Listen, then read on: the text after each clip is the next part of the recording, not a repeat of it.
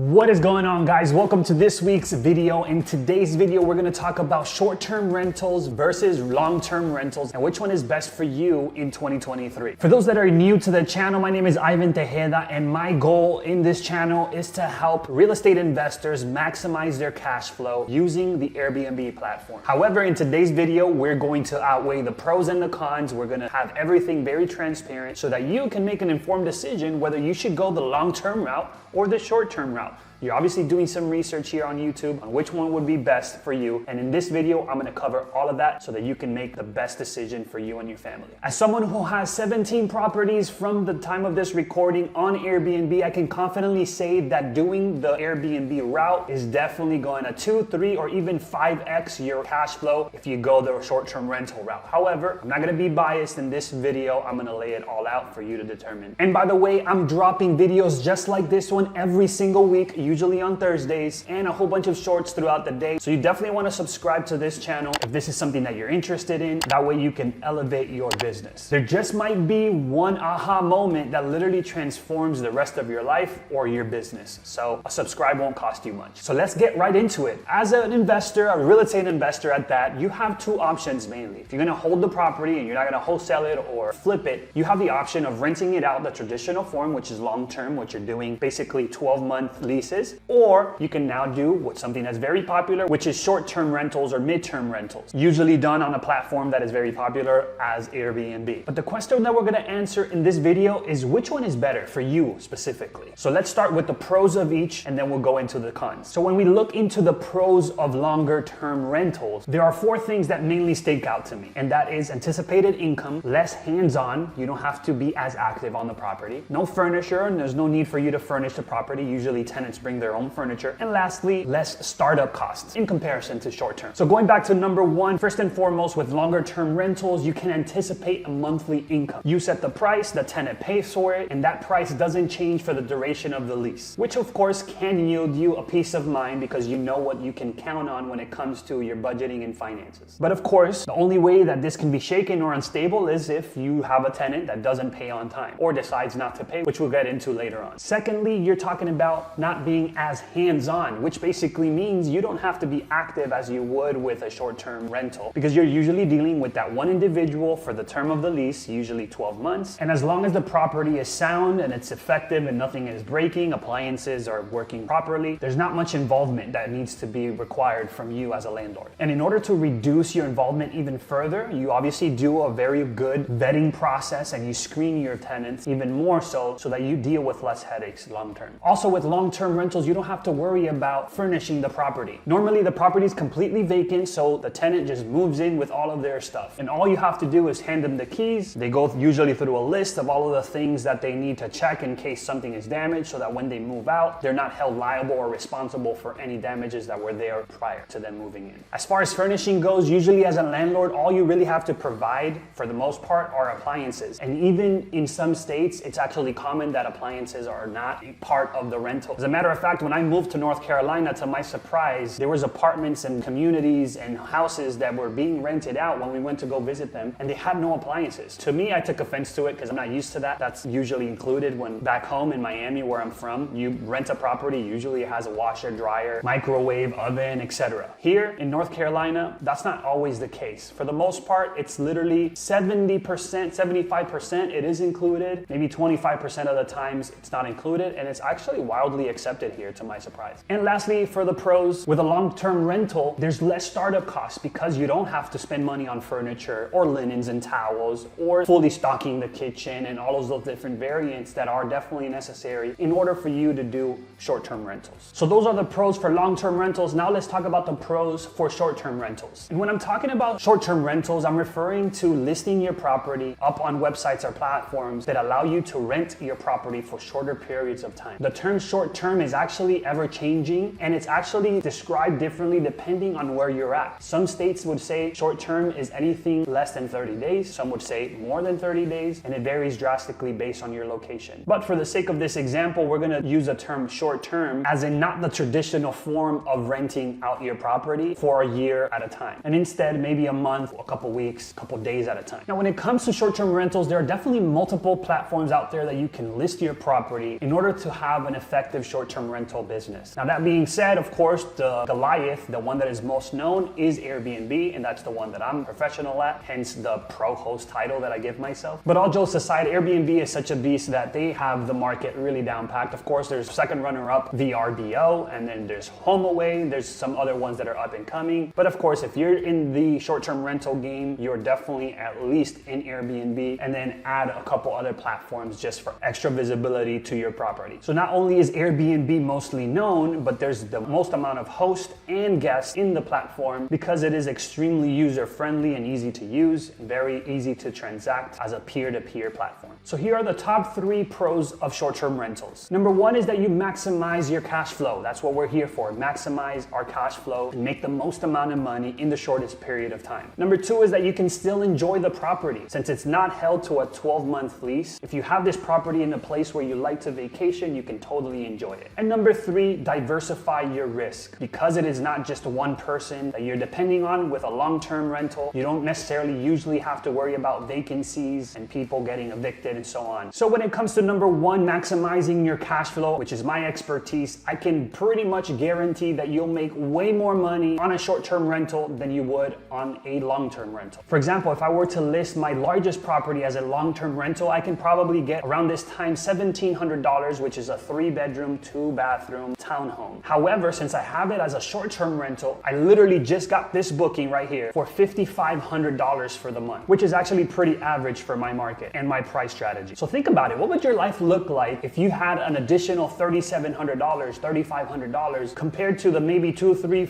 $400 that you would get as a long-term landlord? Think about that. But of course, let me be clear. All of that money does not go into my pocket. Those are things that still need to be covered for expenses and such. So as you cash flow maybe $200, $300 after covering your expenses as a landlord on a long-term basis, you don't have to worry about covering utilities and Wi-Fi, etc. Even though I am making more money on short term, I do have a little bit more expenses like cleanings and stuff like that that you wouldn't have as a long-term landlord. To run a short-term rental business, you basically have to have a management umbrella. You have to have a reservations coordinator, you have to have cleaners, you have to have a handyman on call. There's definitely more moving parts, which we'll get into in the content section. Now granted, this is all assuming that you're picking the right location to have your rental property. The next pro that I would accredit to short-term rentals is the ability to be able to use the property. Many people nowadays are buying properties where they like to vacation, be it at a mountain home, be it at a beach. The time that it's not being used, they have it rented out on Airbnb, and they're able to allow the property to pay for itself, gain equity, gain appreciation, get the tax benefits, and still be able to enjoy that property as they normally would if they were to visit that location on their own. And instead of renting a hotel or another Airbnb, they stay at their own place. And that is definitely not something that you could do with a long-term rental per se. So in that instance, there's times or weekends that maybe don't get booked and you decide, hey, let's take a trip and stay at the property to be able to enjoy it. Or if you have a set date that you want to go visit, you just block out the dates. Nobody else can book during that time and you can go enjoy your property. The third one is diversifying risk. This means that you have different tenants every single month. Therefore, you don't have to worry about all of the major issues that come along with renting your property longer term. Some of those issues could be the uncertainty of your tenant being able to pay because of health issues or things that happen. Or maybe the stresses and hassles of legally having to evict someone. Or simply just having to deal with a tenant for long periods of time if you didn't do the proper screening and find out once you're already into it that that wasn't the ideal candidate to stay at the property. Or maybe simply that the tenant is not taking care of the property. They're punching holes, they're breaking tiles, they're breaking appliances constantly, to name a few. In the 4 years that I've been in business in the short-term rental space, I've never had to have someone removed from the property forcefully. Not to say that that won't happen to you as a short-term rental owner, but the probabilities are probably very low. I also never had to collect payment or be on top of someone to send payment because Airbnb handles all of the payment issues for us hosts. See, how it really works is that Airbnb as the platform is the mediator between us hosts and the guests. They collect payment, they make sure that they are vetted in some ways, and it's actually Airbnb's responsibility that us hosts get paid. If the reservation is confirmed and the guest decides not to pay but they already stayed, it's actually on Airbnb's dime. They must be responsible for paying us regardless if the guest paid or not, which is a huge peace of mind for us hosts. Another pro is that your income won't depend on solely one person as a tenant. Because you have a short-term rental business, you'll have multiple guests and every guest is a different pocket. So not only are you not having to worry much about occupancy or vacancies from a tenant or not being able to occupy the property for long-term on short-term basis, for the most part, if you did the proper market research and you have the right price strategy strategy in place, it is much less likely that you will have too long of a period of time without having someone occupying the property, which of course means consistent income. By the way, if you're a real estate investor and the idea of doing short-term rentals piqued your interest up until this point, I invite you to check out the ProHo Starter course down in the description, which I teach you all of the things that I wish I knew when I first started to be able to hit the ground running and maximize my profitabilities and cash flow. Okay, so we talked about the pros. Now let's be fair and talk about the cons of the longer term rentals and the short term rentals. When I look at the cons for long term rentals, the main ones that pop up is number one, not being able to reach the full potential of cash flow. Number two, unstable tenants, which means unstable income. And number three, it's basically not your property for the duration of that lease legally. So for the first one, and probably the most important one, is the fact that you're just not maximizing your profits if you're renting out your property long term. If I'm generating $1,700 per month and someone tells me that I can make $4,000 or $5,000 per month with less of a risk factor involved, then why wouldn't I take it? Second con is having unstable tenants. Look, as much as one can be empathetic, there very well could come the time where you need to put your foot down and evict someone because they're not paying. And ask anyone who's gone through the process of eviction, it is not a pleasant process whatsoever. And most landlords want to avoid it at all costs. However, it is part of that business and it's something that you'll likely face as a long-term rental landlord. And of course, if the tenant is not cooperative, not only can your property get trashed in retaliation, but you can literally lose months of income at a time, and that tenant can live in your property for free. Sure, their credit might be stained and whatnot, but that doesn't take away the fact that you are losing money. And third and last con is that once you rent out your property long term, it's technically not your property for that period of time. Now, obviously you still own it, but you're really giving up the ability to be able to use it and check up on it as often as you wish when you've leased it out for someone for a longer period of time. So it's not like you can change your mind mid-lease and say, hey, I want you to get out of the property because I want to use my property. The tenant is actually legally entitled to the property, which is why the eviction process is so tedious. The law is on their side. So let's now talk about the cons of the short-term rental business. So with short-term rentals, you do have to deal with more laws and regulations locally. You do need more hands-on management, and you do have to stage it and keep it looking nice. So dealing with local laws and regulations, what does this mean? Well, to start off, you have to pay taxes on your short-term rental revenues, which is something usually additional to the normal taxes of your state or city or whatnot. However, that is usually in most cases taken out by Airbnb. That's something that you don't have to necessarily worry about when it comes to long-term rental revenue. Along with that, there are some other rules and regulations usually given by the city, state, or county that could make short-term rentals more difficult to do depending where they're at. Some of those things being not being able to make X amount or rent out your property for X amount of dates. And all of this usually translates to the city wanting to make money off of your revenue, or the big hotel chains not wanting Airbnbs to be established where they're at and take a piece of their pie. Hotels invest heavily into putting in ordinances and making it very difficult for Airbnb or short-term rentals to be established. But luckily, Airbnb does also have big pockets, and that's just a constant battle that we'll probably never see who the winner is. Or eventually, actually, I believe personally that Airbnb will win the battle. But I'm pretty sure that's years down the line. And of course, those can be very big headaches, but it's just part of the territory, part of doing business. For the second con, remember that you are in the hospitality business when you're doing short-term rentals. You're not in the real estate business as you are when you're doing longer-term rentals. With short-term rentals, you are providing an experience, not just a roof. So whether someone is a working traveler and they want to stay at a location just to be able to go back and forth to work and have a place to lay their head, or you have a vacation home and there's a lake or a pool or a beach nearby, either one of those scenarios involves an experience. And that is usually determined by the host and what amenities they have inside of the properties and the different experiences within that home. Whether that be a sleeping experience, whether that be a comfort experience when they are able to lay down and watch TV after a long day of work, or whether you provide a pack and play or foldable mattress, etc. Now that being said, as a short-term rental landlord, your job is for your guests to have the best experience possible, because that of course will translate into more income and more cash flow. Therefore, that is why I say that it does require a higher level of management on your part if you're doing short-term rental. With more guests means more personalities and more responsibilities for you to make sure that the property is ready to go for your next guest. The guest will have questions and needs that you will need to attend to. You're going to have to or hire someone to coordinate with cleaners and make sure that each guest checks in and out effectively. Hire a handyman for miscellaneous things like replacing a light bulb. Have a contractor on call in case there's some structural issues that need to be attended. And those are obviously things that can be automated, which I have done myself, but that doesn't take away the fact that those pieces need to be in place in order to run an effective short-term rental business. business. The last con, as I mentioned, is having to make the property look nice. Now, this could usually be a pain for someone like me that's not necessarily too much into the decoration and all of that stuff, but I must say that that's usually the case in the beginning. Logistically speaking, you do have to find out or coordinate when deliveries come for furniture and the different things that you need in order to launch your property. You do need to make sure that you have enough cycles for towels and linens, so you have enough cookware for guests to cook a meal in the property, etc. And then of course there's going to be things that need to be replenished or replaced after time because there is wear and tear that occurs. And that is something that you need to account for in your budgeting and set aside money from the revenue that comes in. And those are some of the pros and cons between the short-term rental and the long-term rental properties. So now that you know all of those things, which one do you choose? Which one best fits you? Let me know in the comments and why you think that is. One thing to definitely consider when doing the short-term rental route is that you want to make sure that you understand the ordinances, laws, and regulations of the location that you're trying to do business. The last thing that you want is to impose yourself and have to pay a bunch of fines and eventually be kicked out in essence. So make sure you do your homework in that sense, and of course the market research to make sure that you're profitable in that location as well. In this particular case, it's not worth cutting corners and hoping for the best. It can literally cost you thousands of dollars and stress. Another thing to consider is which one is going to give you the most ROI. I think by now, by this point in this video, you can understand which one is going to give you the most ROI, but maybe you're not too keen into hiring people that run your business for short-term rentals. Or maybe you did the market research and find out that it's not going to be that much more that you make, which usually is not the case. But that being said, I just wanted to make sure that you had all of the information at your disposal so that you can make an informed decision as to which model best fits you, your finances, and your budgeting goals. Something that can make this decision simpler is that if there's actually somewhere that you travel constantly, maybe once a year, maybe twice a year, this alone can open up a window of opportunity for you to invest into a short-term rental property, because not only will you save money every time you go visit because you'll have your own property, but it'll actually literally pay itself by you publishing it to these platforms so that you can get some income in the meantime. Just keep in mind that starting your Airbnb business in a new market does require some upfront legwork. You have to study the market, find the right property for you, and build a team that revolves around workflow efficiency. There are definitely some headaches that can come along, but if done correctly and you put in place the right team, most of it, if not all of it, can be automated. See, I'm here recording a video for you, and I have multiple properties generating income for me every single month. Some of these properties I haven't been to in months. So though there are many moving parts to the short-term rental space, it doesn't necessarily mean that you have to do them all. And that is precisely what I teach in my starter course. If you haven't gotten it, definitely go check it out in the description. For those that are watching this video, you're gonna get it for just $27. And it's a 7-day curriculum that'll give you the starter points to see if the short-term rental business is right for you. For those that already have short-term rentals or are doing Airbnb, I encourage you to leave a comment down below on how well your property is doing, so others that are maybe interested in the opportunity can get a real-time glance of what's going on out there. If you don't have a property yet and you're interested in getting started, let me know what market you're looking at, because we do have students all throughout the United States, and I could very well maybe connect you with one of my students to give you real-time insight in that location. But just remember that you're not alone in this process. I'm here to help you maximize your cash flow and your profitability through the properties that you already have or the ones that you're going to get, so that you're able to reach the level of success and freedom that you aspire to have and you deserve to have. And with that said, if you haven't already, I encourage you to like this video and subscribe. We drop videos just like this one, like I mentioned, every single week. Shorts pretty much all day long. And there's so many cool topics that are coming that you won't want to miss out. And feel free to leave in the comments, by the way, if there's a topic that you would want me to go over. I'll see you in the next video. And as always, I'll see you at the top. Let's go.